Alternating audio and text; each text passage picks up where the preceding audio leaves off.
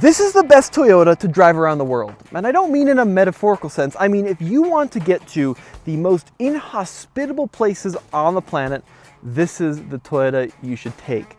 Which one is it? Well, we're answering that question today because I'm out here in Montana at the X Overland Ranch, and I had the chance to sit down and talk to the founder of X Overland, an organization that leads some of the greatest adventures of the modern era in brand new Toyotas. And we're gonna find out from their perspective, what is the greatest modern Toyota? What are some of the pros and cons? What are some of the do's and don'ts for modifying these machines?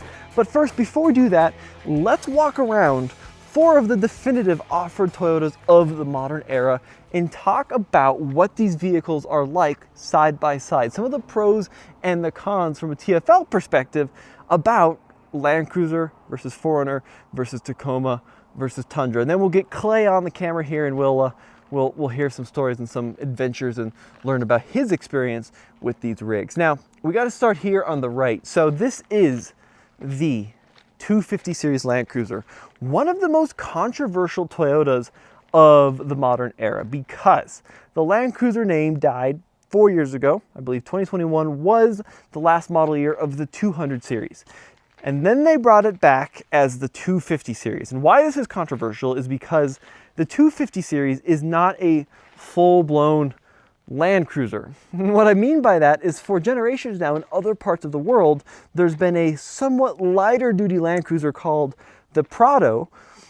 And now we're getting the Prado here in the US badged as strictly a Land Cruiser. But a lot of the old school Land Cruiser guys claim because it's not a 100, a 200, or a 300 series, it's not really a proper Land Cruiser. But I would argue this was the right call for Toyota to make in this era because the 200 series, as impressive as it was from a reliability standpoint, simply didn't sell that well. Throughout its long production run, I believe it was 2007, 2008 through 2021, they only averaged 3,000 to 3,500 a year. And this vehicle is selling something like 10 times that amount. And that's because you get the Land Cruiser look, the Land Cruiser feel, the Land Cruiser name, but for $20,000, $30,000 less in some cases compared to the outgoing Land Cruiser. Now, the argument that the 250 detractors would say is you don't get that Land Cruiser reliability. But I would argue these little letters here on the front do come with a certain trust within the off-road community, knowing that they're going to build a good product regardless. Will it last 500,000 miles like the 200 series? You know, the verdict is still out on that. But from, you know, it's been out for some time now, people that own these really seem to like them and really seem to be impressed with the longevity of these machines. And we'll have to see, you know, how history treats these in 20, 30 years if people look back at them and with fondness or if they look back at them as like a Land Cruiser, a diet Land Cruiser. But anyway, let's talk about the vehicle that you can buy today instead of reminiscing about old vehicles. I think there's a lot to like here. So this is based on the T and GAF architecture. Same as the 4Runner, same as the Tacoma, same as the Tundra. So the architecture, the platform is largely shared between these 4 machines, but I love the form factor you find in this 250 series. It's very boxy, very practical, and it's got an excellent seating position. This is something that is highly underrated in this newest Land Cruiser. Now, coming from a bit of a Land Rover background myself, I love the enemy here. I love how Land Rovers have a command driving position where you sit on top of them instead of in them. And you get that perspective here in the 250 where you get a great view of the world out this huge windshield and out the side windows. And it's just got great visibility and it feels like you're in control of the world in front of you. That is awesome. This is also awesome what we find down here, the full-time 4-wheel drive system. So unlike the 4Runner that we're about to check out in a second, where you have to manually select between 2 high and 4 high on that Trail Hunter trim, every Land Cruiser is going to have a full-time system with a standard center locking differential and a rear locking differential. And this version I'm sitting in now also has a stability bar disconnect for some added articulation off-road. Now, this is a big deal for folks that want to, you know, live in a snowy climate and not have to worry about what position is my 4-wheel drive selector in. It's just a full-time system that's always going to be there and is always going to work for you regardless of the terrain. And that's an underrated thing that people don't often talk about. Now, the other thing I like about this Land Cruiser and this is going to be a bit of a hot take, but I do like that it's a standard hybrid system. So this is a 2.4 liter turbo gas engine with a hybrid system that's mounted in the back. You do lose some cargo capacity, which is a little bit of a shame. You can't get a third row in this machine, but it does mean that you get quite a bit of instant low end power. I think peak torque comes in at like 1700 RPM. So these are really easy to off-road. They're immensely spacious because they are just a perfect box. We got this thing loaded up with paddle boards here. It could take many, many more. And then you get decent towing capacity in this vehicle as well. Standard hitch, standard brake controller, another highly underrated thing. I think these tow 6,000 pounds if memory serves me right, but standard integrated brake controller. So there's a lot to like here. Pricing, they start at about 60. They can go well into the $70,000 region. But of what I've seen about 250, and I've driven quite a few of them and I've wheeled them, we actually were wheeling them pretty hard today, they are impressive machines. This one does have 20-inch wheels, which wouldn't be my first choice, but wrapped in a decent tire. This is a Ridge Grappler tire that actually performed really well off-road. It's got frame-mounted rock rails. This thing is awesome. But let's go ahead and transition over to its younger, maybe more athletic cousin. So this is the 4Runner Trail Hunter. Now, this is the top dog version of the new 6th generation 4Runner, also based on the TNGAF architecture, also with that 2.4 liter turbo engine, also with the hybrid system. But shockingly, we live in an era where likely, I don't have the full specs on these because some of these are pre-production, there's some things going on here, but typically a Trail Hunter 4Runner can actually be more than a Land Cruiser. So this is probably a $70,000 4Runner that we see here. And that's probably a $65,000 Land Cruiser. So kind of a crazy world we live in. Now you can really see the stance of this 4Runner. So it's wider, it's got more rubber on it than the Land Cruiser, and it does have some advantages over the Land Cruiser. Now, if you really care about maximum all-out capability, this is likely going to be the most off-road worthy Toyota from a rock crawl standpoint. You get really good clearance, solid rear axle. This thing also has locking rear diff, stabilizer bar disconnect, but they've also gone kind of nutso with some of the skid plating. Now I'm going to attempt to show you some pretty cool things here. Let's see if I can do this just by myself. So if I crawl underneath here, like look at that, standard rear diff protection. If I compare that over here to the 250 series, right, you get your exposed rear diff. This thing has an absurd amount of underbody protection. And I got to give Toyota a lot of credit for doing that. Look at that. You got that TRD, Trail Hunter skid plate right there in the front. That extends underneath the engine. This is a capable, impressive machine from a protection standpoint, which I really appreciate. They also give you, they're a little gimmicky, but they give you rigid fog lights. They give you an integrated off-road light bar. They give you the raised air intake, all from the factory. So it's got the ARB roof rack on it, right? Out back, you can kind of see how that rear bumper is integrated. So there's some cool stuff in this Trail Hunter, and of course, you know, you've got the legendary, I don't know if I have the key on me here, but if I did have the key on me, oop, now I've made it mad. You have the, oh man, everything's falling out of this thing. You've got the rear window that goes down. So slightly less usable cargo space in this vehicle. It also has kind of an absurdly tall lift-over height. You still have that high voltage battery, but because the whole rig is higher off the ground, it's a bit of a lift to actually get things into the back seat of this thing. And then as we come around on the inside, a couple of things worth noting. I like the seats more in the 4Runner than the Land Cruiser. I find them to be a little bit more supportive and kind of grip my sides a little bit better. This Trail Hunter has this kind of cool orange stitching and orange piping along both edges. You also get kind of this granite finish across the dashboard and this massive screen. So if you're into screen sizes, this 4Runner is going to be the choice for you. But one thing I don't like is there's no option for a full-time four-wheel drive system. Now, you can get that on very, very select 4Runner models, like the Limited, like the Platinum, I believe you can get it, but they're not off-road trims. They're more the city slicker 4Runners.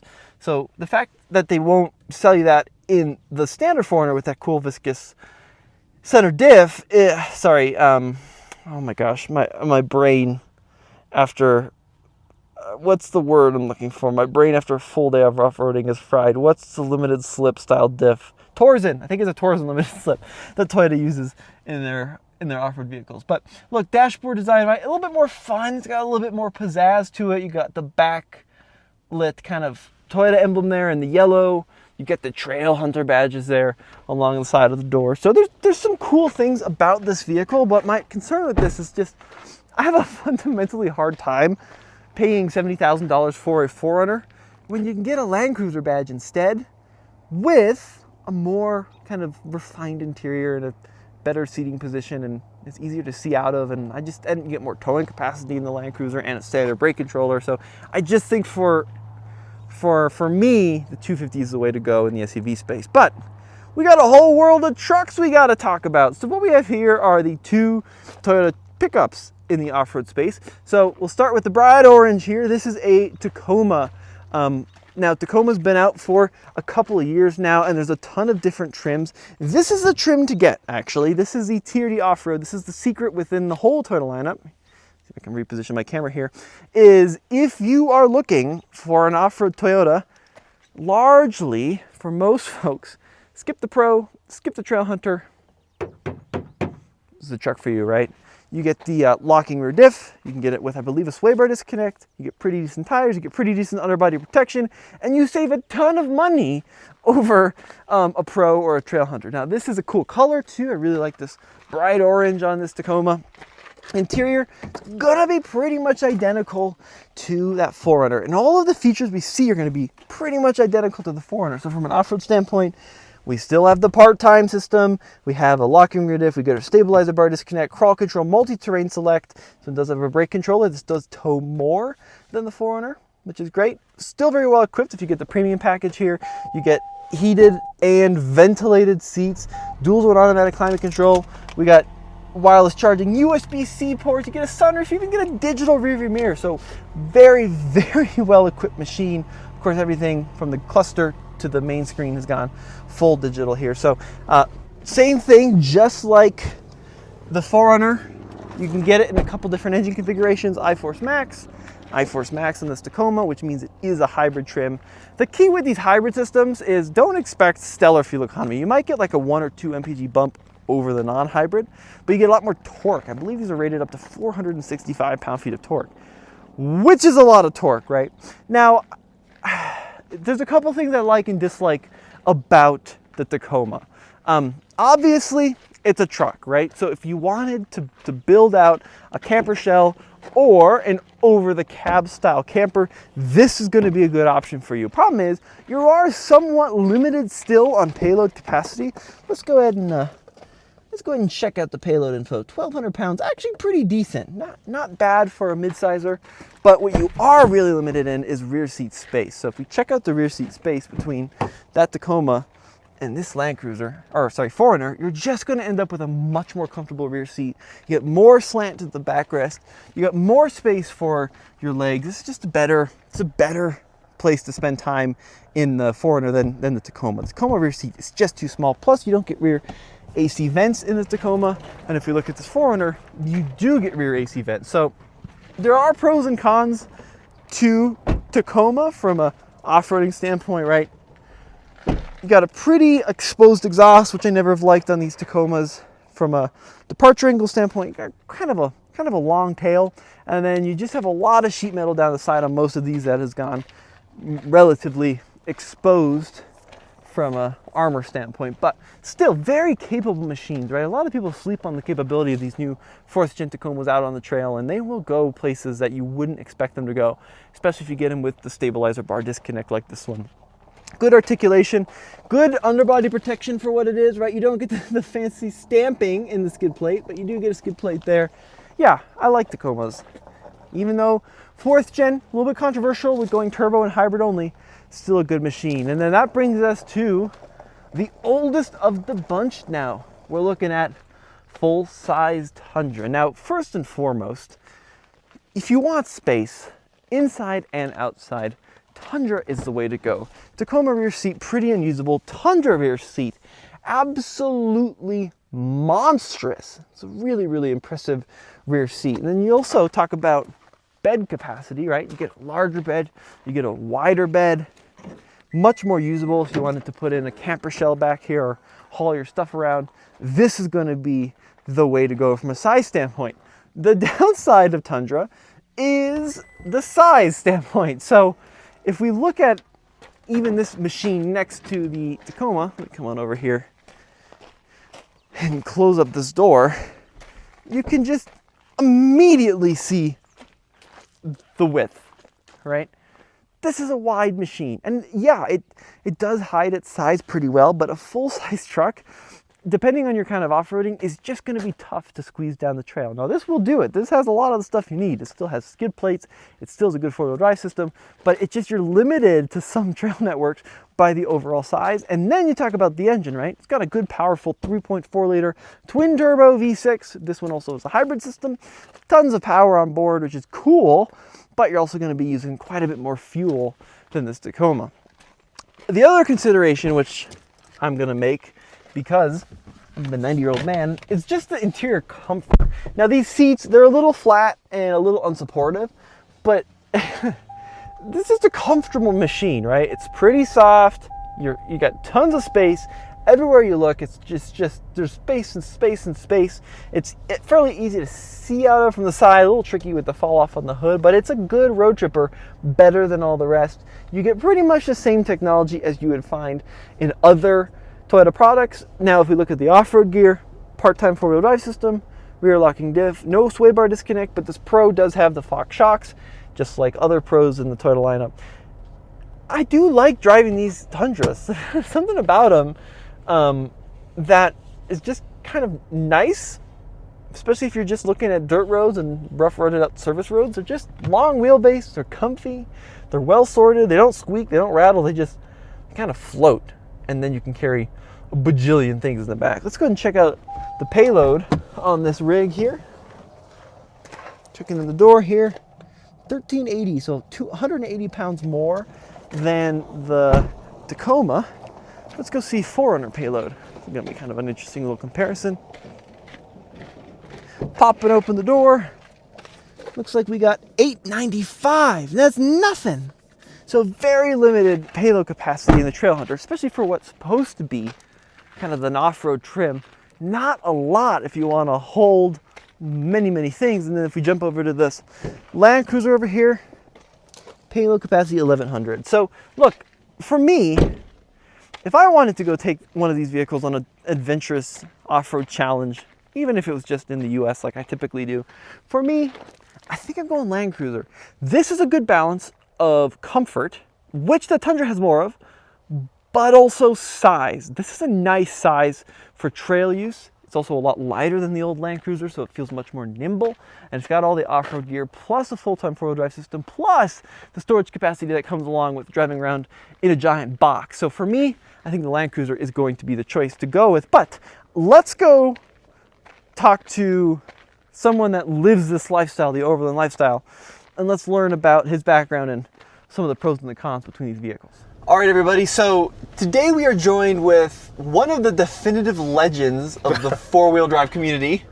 So Clay, can you introduce yourself? Sure. My name's Clay with Overland and been traveling around the world in four-wheel drive vehicles for 20 years now. And we got another legend in the back seat, Talon Wave. I'm just listening. Live podcast back here. So Clay runs Overland and has gone on some of probably the most interesting expeditions of like the last decade. Is that fair to say? In at least in new Toyota vehicles. Yeah, I think. Yeah, there's a lot of people doing cool things out there, but I've been fortunate to do some cool stuff too. So kind of walk me through the genesis of Overland, where you got the idea. Sure. And how it came to be. Let's see. So I was a broke and struggling artist, starving artist, filmmaker. This is like 2009, somewhere in there. Okay. And I had been able to get on a couple jobs that were teaching me how to work in remote areas and tell stories, mostly in Alaska.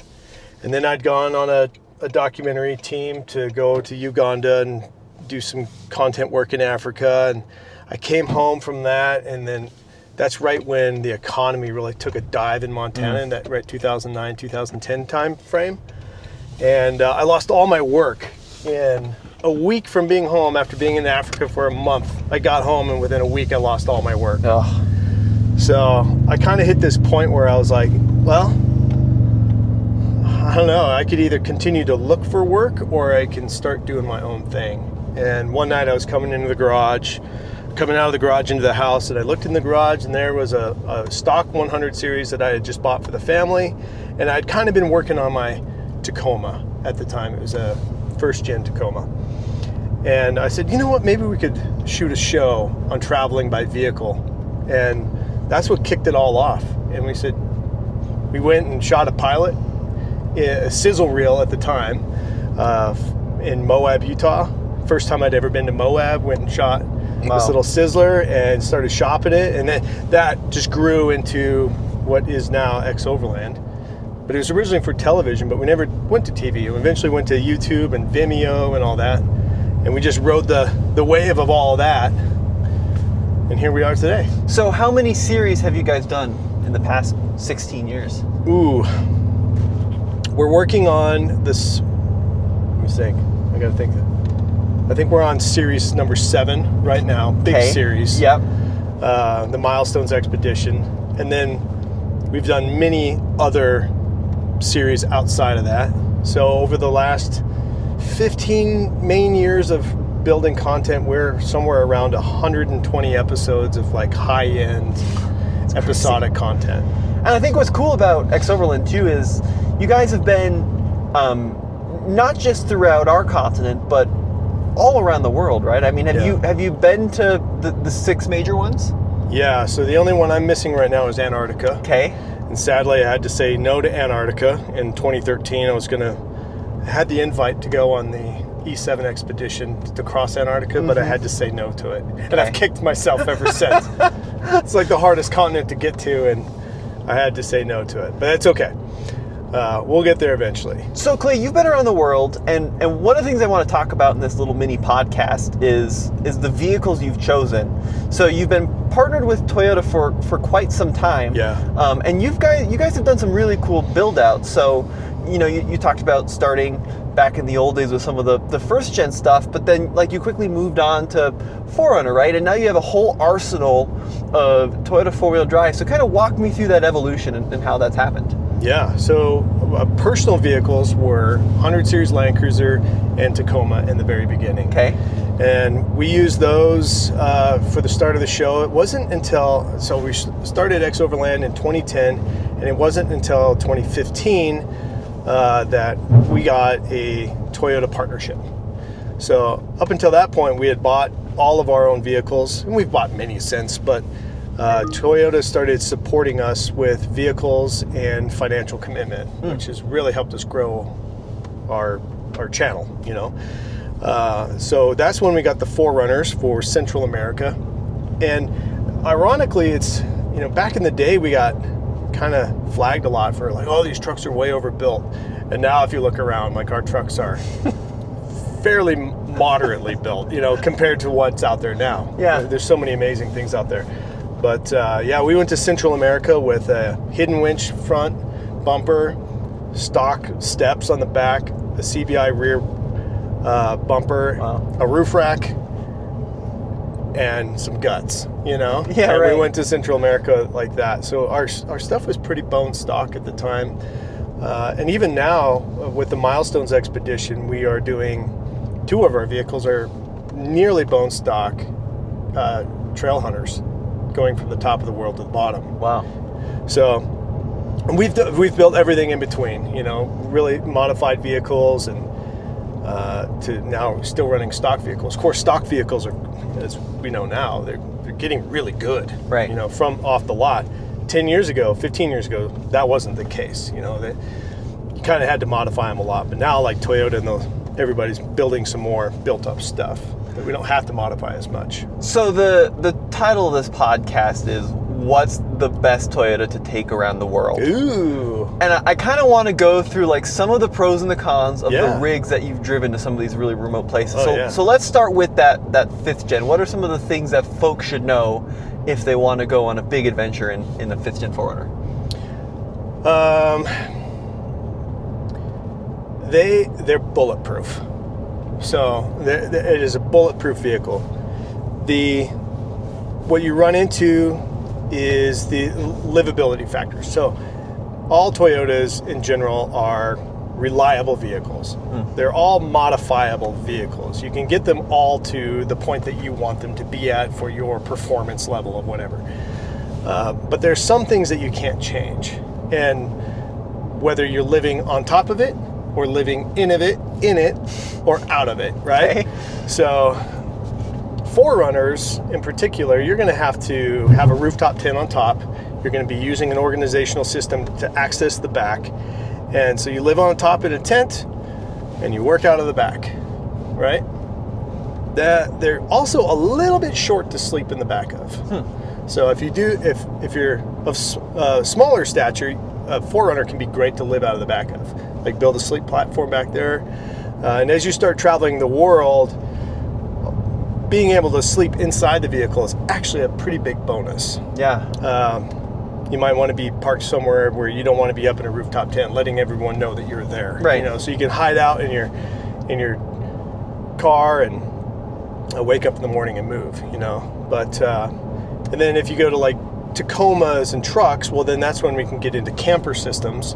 You can stand in the back of them. You can live out of the back of them. You can cook in the back of them. So, yeah. And then you just pick your size. You want the smaller vehicle for a lot of trails and nimbleness. Like if you're going to be doing Central America, even Africa, Europe, where the roads are really narrow, having a Tacoma or a 4Runner sized vehicle is like ideal because you just zip around. Yeah, as soon as you step into Sequoia and Tundra, then you feel really big in the world, but you also have more space.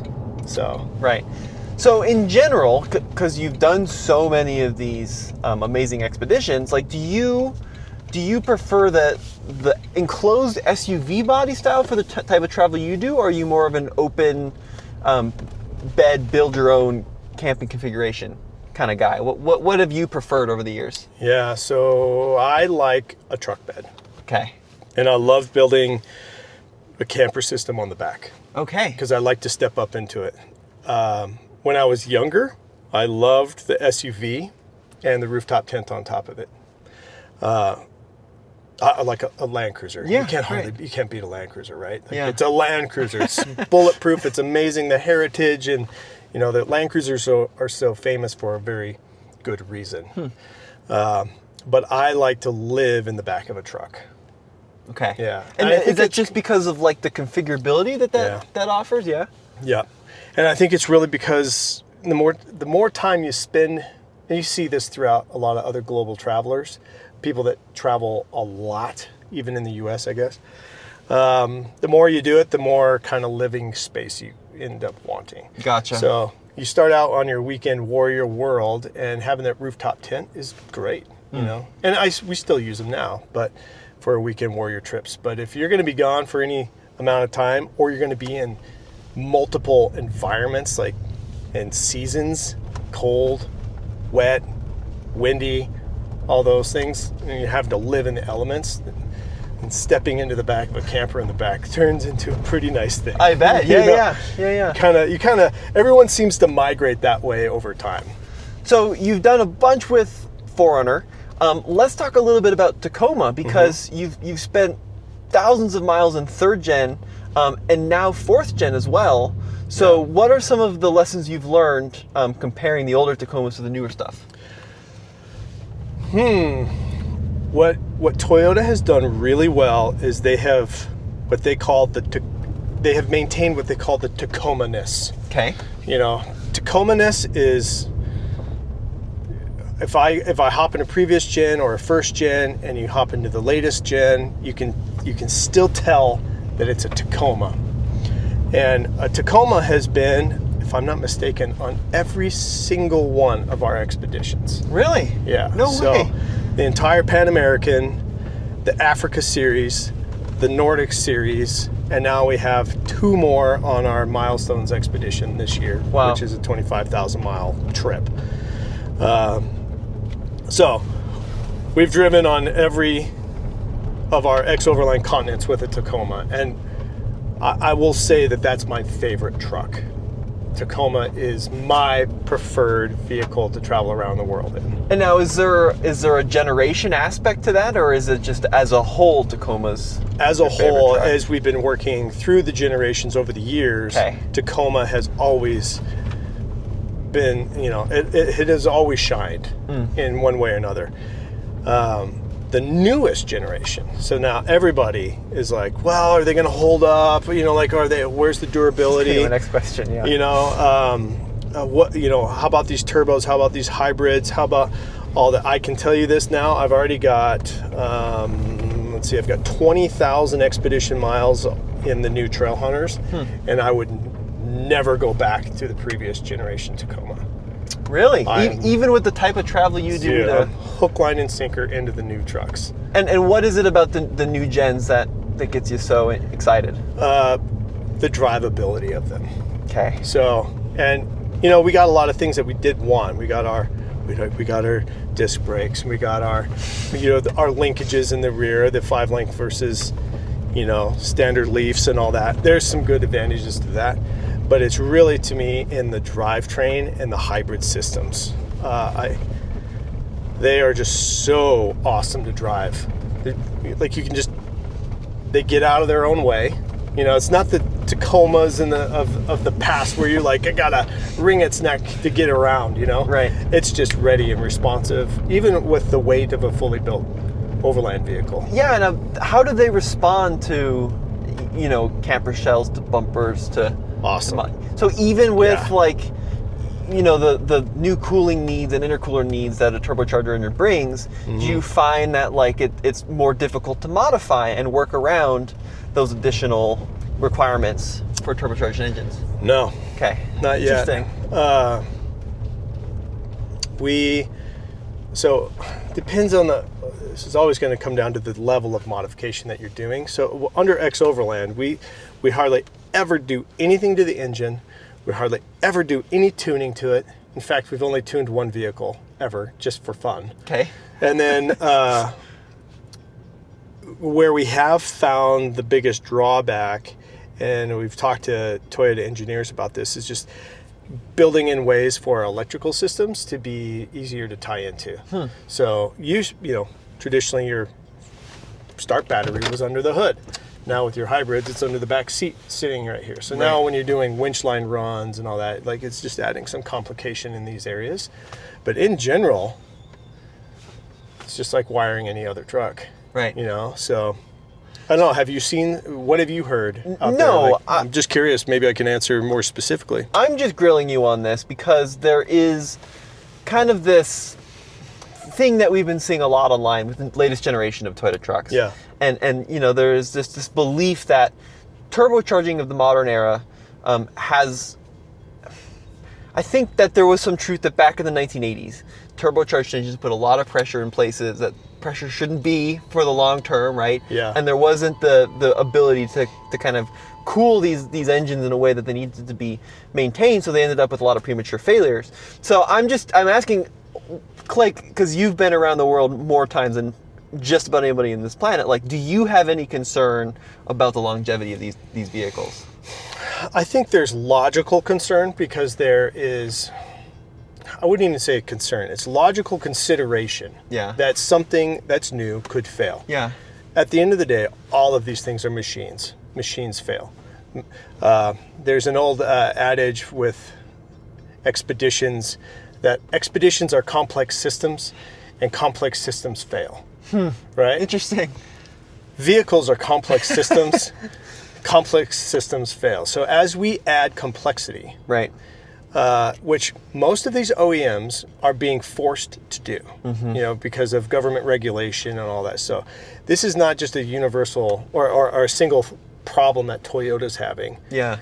Every As an auto industry. manufacturer, the industry is having this problem, right? So everyone's starting to solve it in different ways. But with complexity will come failures to a certain degree. Right. What I fall back on, where my confidence comes from, is the years of scrutiny that Toyota, especially from the Japan side, has had on the vehicle's reliability factor. Yeah. For example, back in the day, you could get a TRD supercharger for a vehicle, right? For a Toyota. off the lot. So what they did there is, in order for Japan, I'm paraphrasing this, so they said, all right, TRD department, which is a U.S. thing, right? TRD is a U.S. thing. They said, you can have this supercharger, but you got to run all these tests on it. And you have to run it for 1,000 hours at this high RPM and like essentially burn up the engine as fast as you possibly can so we can see where it fails. And then they had to submit it back to Japan, and they looked at it, and one cylinder had a slight score in it. Wow. And they didn't approve it. Was this 3.4 or 5.7? This is 3.4. 3.4, okay. And 5.7. They had to do the same test for both, if I recall. Yeah. So then they said, go back to the drawing board. This can't happen. Right. And it was the most extreme test possible. Yeah. Right? Like, this is like above and beyond. But that is the threshold that Toyota requires of their durability. Yeah. So when they put a turbo in the new vehicles, I'm like, okay. I know what they've done on other machines in the past. Right. It's going to be okay. Well, and from a personal note, I'm completely on that same train. Yeah. In that, talking to these engineers, right? If Toyota's going to do anything, they're so unbelievably conservative with the longevity of every single aspect of every vehicle they do. Yeah. That I think that kind of that online echo chamber of turbos are unreliable and that these vehicles aren't going to last as long as the old ones, I think is just largely urban myth in my opinion. And like I go back to when 250 series came out in the US as hybrid only, right? Yeah. And a lot of the Land Cruiser folks were really freaked about the hybrid system. But if you actually dive deep into what makes that thing tick, you realize, well, Toyota's been doing hybrids now since 2001 in the US. Yeah. Development started in the Prius, mid-90s. right? Yeah. And if you even look at like the battery technology, I mean, I've criticized Toyotas in the past as they're using practically antiquated nickel metal hydride battery technology, which is so energy inefficient from a density standpoint. Yes. But that's because they know after hundreds and thousands of cycles of charging and discharging, it's going to last. Yeah. Right? So I'm in that same boat, Clay, with the turbocharging systems of these modern engines, that if Toyota's going to put a badge on it, it's probably going to be pretty well made. Yeah. Right? And certainly there are instances where Toyota has struggled, like with the frame issues and second-gen Tacomas. Totally. Right? Yeah. Now, there's that discussion on 3.4 failures, but with any new technology, there is that risk. And I think the most important thing to remember about both these issues is Toyota's standing behind the product. Totally. And they did the frame replacements, and they're replacing 3.4s now. Yeah, and Toyota's I know a lot of the engineers personally. Okay. And like Sheldon Brown and Swears. Mike Swears. And, Yeah. every time you get around the campfire with those guys, they talk about failing forward. Okay. So like, and it's also part of the Toyota way. One of the four pillars of Toyota is, it's okay, fail forward essentially. I would get the name wrong. Like it's all. Anyway, Sure. I know we can put that down here. The four pillars we'll of. font it here. Yeah. But one is, go and find out, go to the source, figure it out. And then, but a big one is, the fail forward, find out what fails and constant improvement. Constant improvement. So when they do find a failure, they love to figure out why. Okay. Interesting. I heard this story of these guys, I think it was TFL, you may have heard. But, they had a failure in the front point, you know what I'm saying? And what Sheldon and all those guys went and did, right? Yeah, we made their lives pretty miserable. But in the greatest way possible, they took it. I mean, they flew those parts to Japan with them on the airplane. That's crazy. We got to go figure this out right now. And they've solved that problem. Yeah. Like they handled it right away. Yeah, to their credit, they were on top of it. Yeah. Yeah, which is cool. And again, complex systems fail, and any new gen is going to have problems of one way or another. We see it on all vehicles. It's just part of the system. So I really think it's important that we judge any auto manufacturer by how they handle the failures versus what the failure was. Oh, that's a great way of putting it. So, Clay, I want to talk a little bit about the vehicle in front of us, which is the 250 series Land Cruiser, which is kind of this new launch in the U.S. where they're bringing the the Prado Uh-huh. in underneath the Toyota brand now instead of just GX. And that's also been a very controversial move to a lot of Toyota fans because 300 series, at least the Land Cruiser badged one, isn't available in the States. Right. What's been your take on that, especially now that you guys have spent a lot of time wheeling one? You've got a really cool modified one. What have you thought of this platform and the decision not to bring the 300 over? Well, I can't wait for the day, hopefully, that they do bring a 300 over. I don't know if they will. I honestly don't know. We can get, you get the equivalent in the 600 series Lexus. Mm-hmm. So if you really do want that platform, you can find it. You just got to get it through Lexus. Right. Through the history of Land Cruiser was struggling with sales in the U.S. for a long time. And even back in the day when we got a 200 series Land Cruiser Samson years ago, people said, oh, they'll never support you. They'll never give you a Land Cruiser because they never put any marketing behind the Land Cruiser. Well, there's a lot of economical reasons back in the day for that. So at the end of the day, don't forget that all these guys have to they're dealing with government regulations and they have to turn a profit. So we as enthusiasts can really battle that because we have this passion for these things, and I do too. Yeah. I love Land Cruiser, but there's business sense that eventually the higher ups say, well, we can't be emotionally attached to this. We have to make these decisions. So it was sad to see the Land Cruiser go when the 200 was done, and then we thought for a while, man, we're not even going to see him come back. And then they said, well, let's try this 250 platform Prado. Maybe it'll do better in the U.S. and we can keep the Land Cruiser going in the U.S. So enter 250, and it's been a huge success. So the way I see this is another good foothold of rejuvenating the Land Cruiser name and heritage into the U.S. And hopefully that leads us to better platforms, bigger platforms in the future. Right. Do you think that that you were talking about the Tacoma-ness transitioning from 3rd to 4th gen, do you think that Land Cruiser-ness has made the progression as well from 100 to 200 now into 250? It's tough to compare 200 to 250. Okay. The Land Cruiser 200 versus the 250. Even though they still have 200 in their name, they're very different. So it's Prado to Prado, light duty, right? Prado is the light duty Land Cruiser rest of world. Yep. So Prado to Prado, these are very, very Land Cruiser-y. That's a word. Yeah, right. Land Cruiser-y. I like that. Land Cruiser-y. I personally bought a Land Cruiser 250, just like the one ahead of us, same color, everything, because of how it checked the boxes that we as a family wanted. We wanted the Land Cruiser heritage name. We love the styling of it. I like the boxiness. I love the taller roof versus the 4Runner, which is, where they kind of compete the most. They're just different. I'm over 40, so I want the Land Cruiser. Let's just say that. And then if I was 25, like my son, he'd want the 4Runner. He's in the 4Runner. Yes, space, yeah. So this is the more mature system. Now, what if I was to get really nerdy, I love the GX version of the 250 because a little bigger differentials, all of that. But that's all things that we might see come in later generations of this Land Cruiser, right? Right. But the big news for me and what I love about it is that Land Cruiser's back and it's been very well received.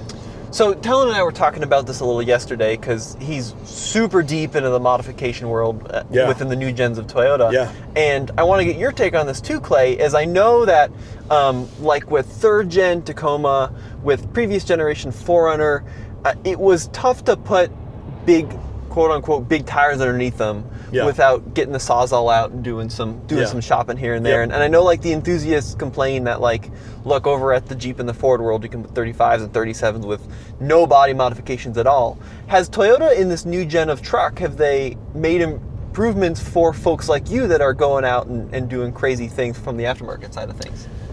Yes, some. Okay.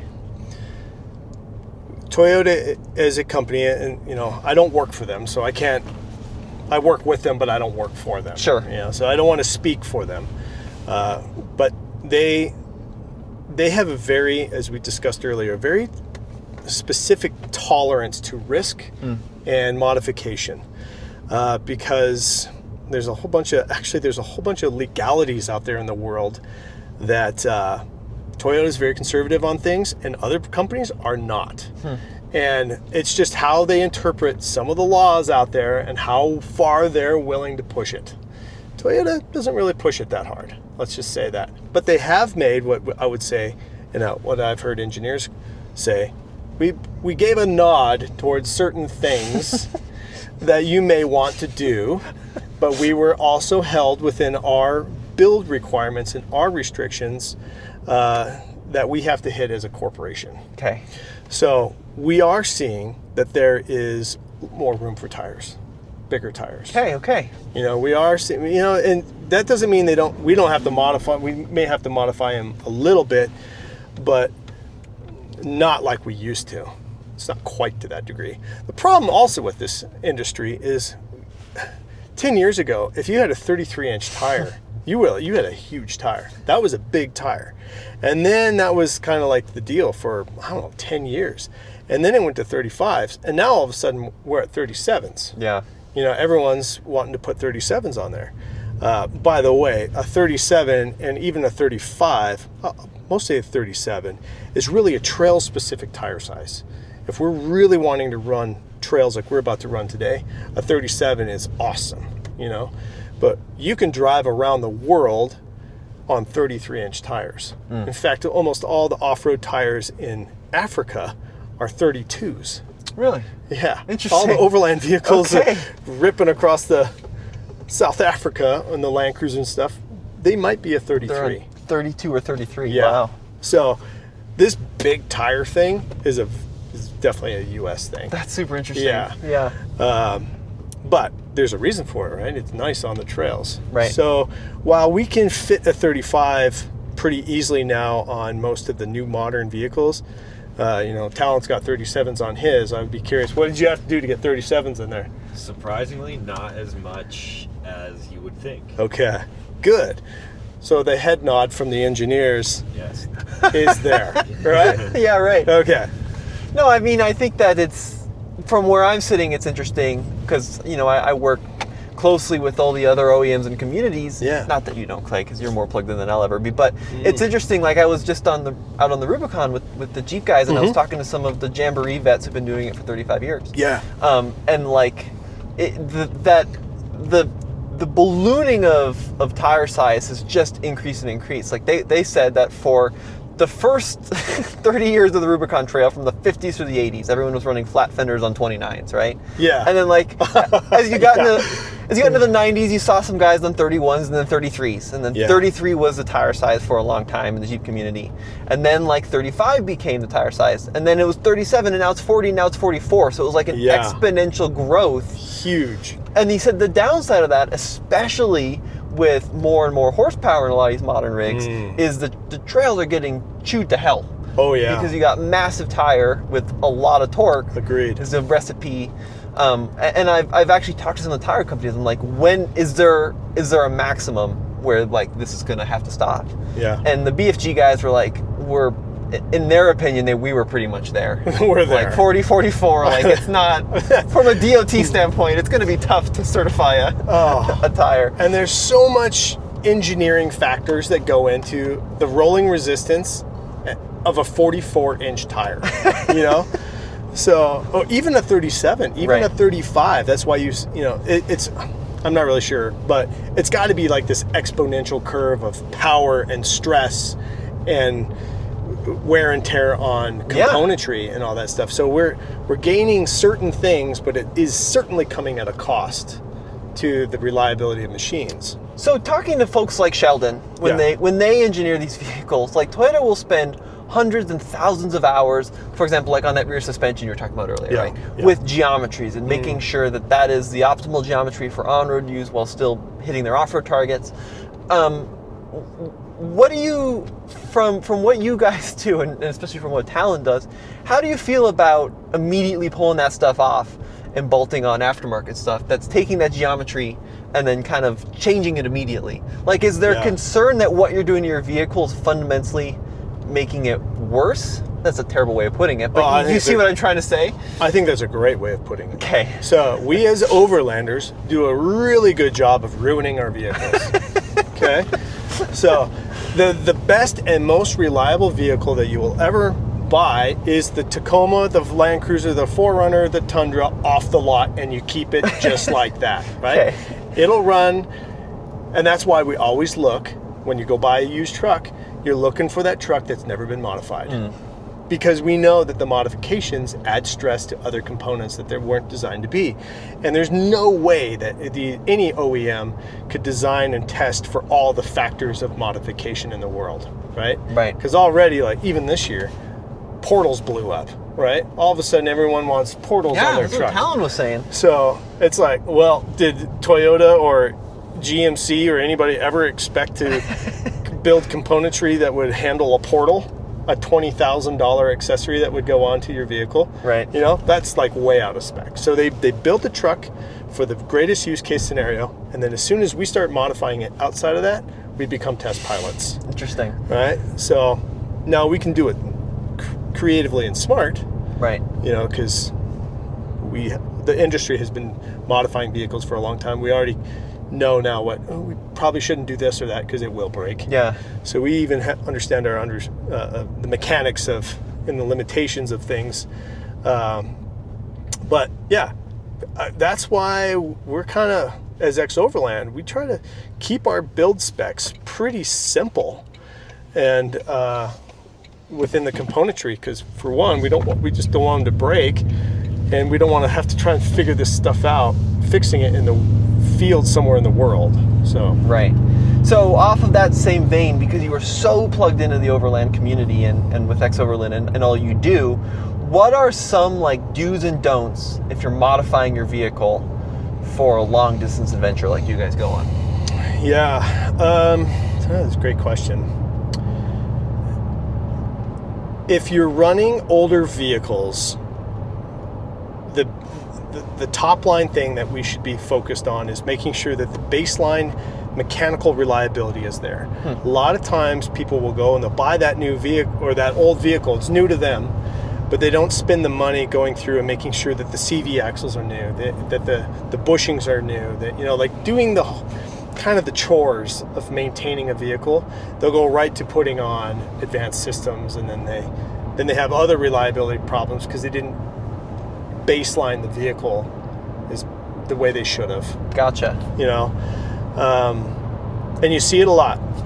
You have an older vehicle. My son just went through this. He has a 2015 truck, I believe, Tacoma, and he just went through an ARB suspension upgrade. So he just put the MT64s on his truck. And Nice. I said, all right, in the next 5,000 miles, watch everything, because your CV axles, your drive lines have all been under stock configuration for 10 years, for 100,000 miles. And now you just put stress on it with new suspension, you put a bigger tire on it, watch what grenades. You know, something's gonna now fail because you exponentially increased its failure rate under new stresses. Right. So CVs and that always usually give up. Yeah. Bushings and all that. They might have lasted 5 more years in the current configuration, but now we put all this new stuff on it. It fails within 3 months. So baseline your stuff.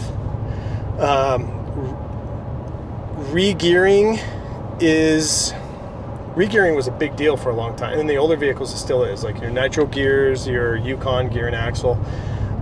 If you can find OE gear ratios from the manufacturer, you're going to be better off, because the metallurgy is much better in those gears versus any aftermarket gear because of scalability. Okay.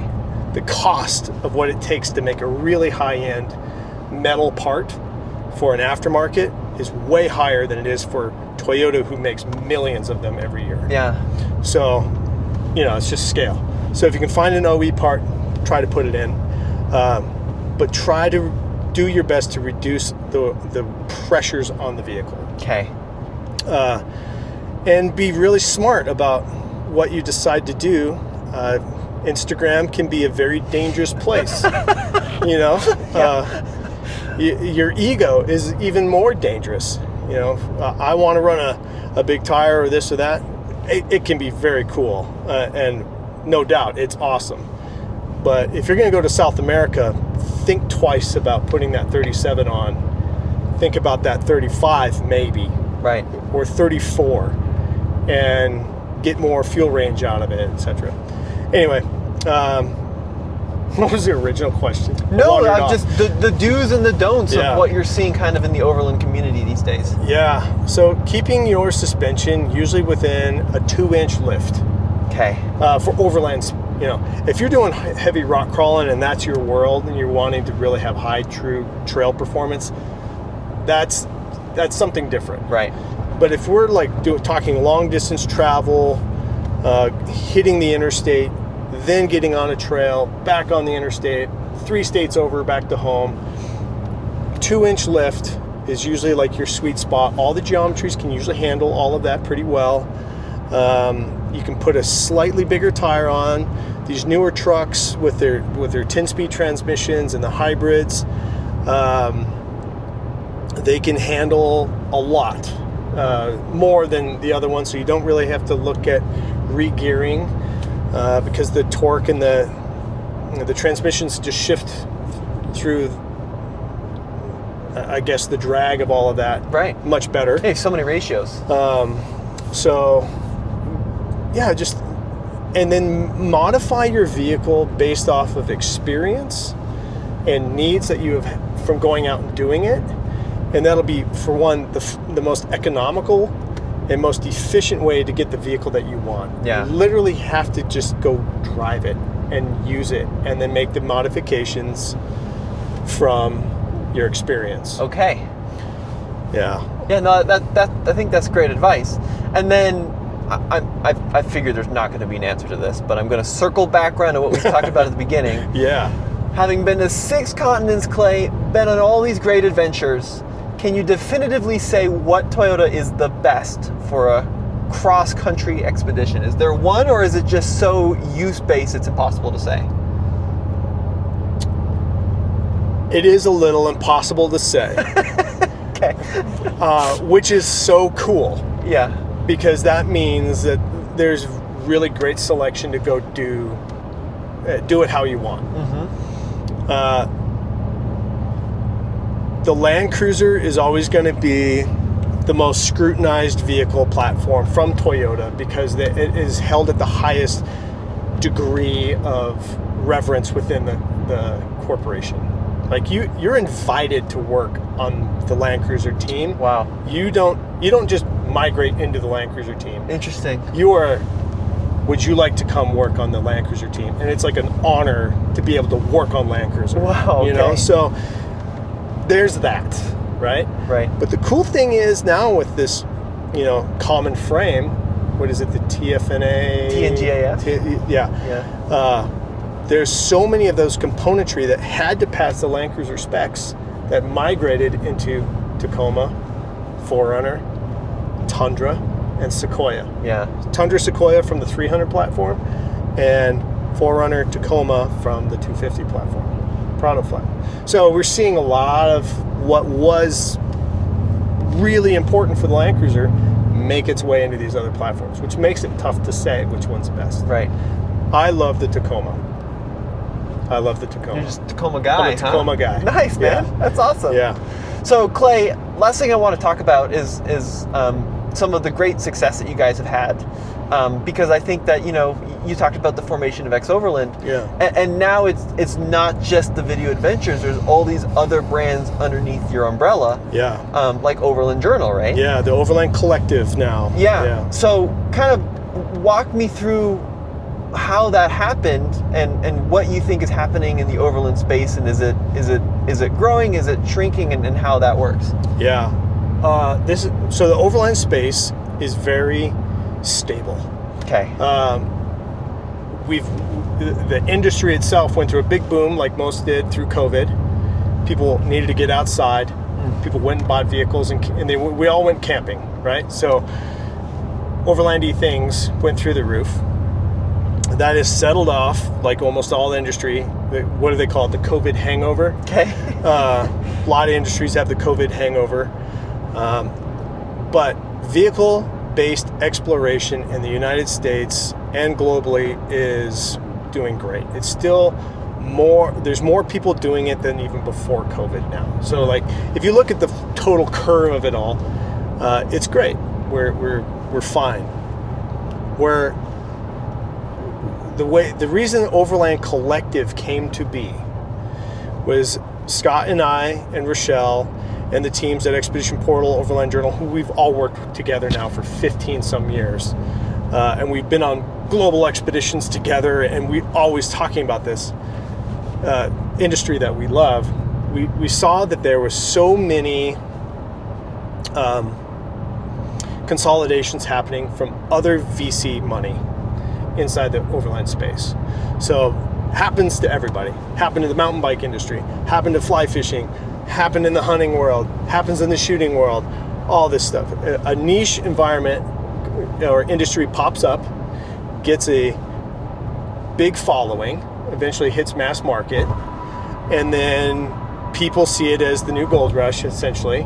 VC money comes in, scoops everything up, consolidates stuff, and that's when a lot of heart and soul of an industry dies, because it got sold to somebody else who doesn't understand. Interesting. Yeah. You know, so we were like, okay, we love this. This is our life. We're spending our life building this industry because we love it. We think it makes better people to go out and adventure. And eventually we're going to get to the point where we're going to have to hand this off or sell it our own companies to a degree because of the cycle of life. You know, we age out. So we're like, let's not do that. Let's figure out how to keep these core brands together and keep the heart and soul as long as possible by working together. Nice. So we, X-Overland, we're the youngest guys in the bunch when it comes to these things. So Scott and I worked out a deal that like, let X-Overland acquire Overland Journal and Expedition Portal, and we'll build it under this new Overland Collective approach. So we all work together to keep the industry as cool and as happy as possible. And it doesn't get lost out to VC money somewhere else. So wow, that's awesome. Dude, that's so cool. The heart and soul behind all of it. And we took huge risks. Both of us did. We're taking big risk. So to all of you out there, thanks for watching the YouTube channels. Thanks for being subscribers to the magazine and being on Expedition Portal, because, you know, we need you. Well, Clay, man, I really appreciate it. This was huge. Congratulations on all the success. Thank you. Yeah, we got a long ways to go. You've come a long way. Yeah, it's never over. Appreciate the time. Yeah, dude, this is awesome. Well, there you have it, everybody. I hope you found this podcast somewhat interesting. It was a fun one to make, and a big thank you to Toyota and X-Overland, of course, for making this one possible. And if you want to find more podcasts, check out our podcast over at Apple and Spotify. We got our car chat, we've got Talking Trucks, and we also have Car Race, which is our fun sort of car person podcast. It's a real blast if you haven't seen that before. And as always, head over to alltfl.com if you want to find out more on the rigs behind me, because I got a lot of videos coming soon on these machines. Thanks so much for watching. We'll see you next time.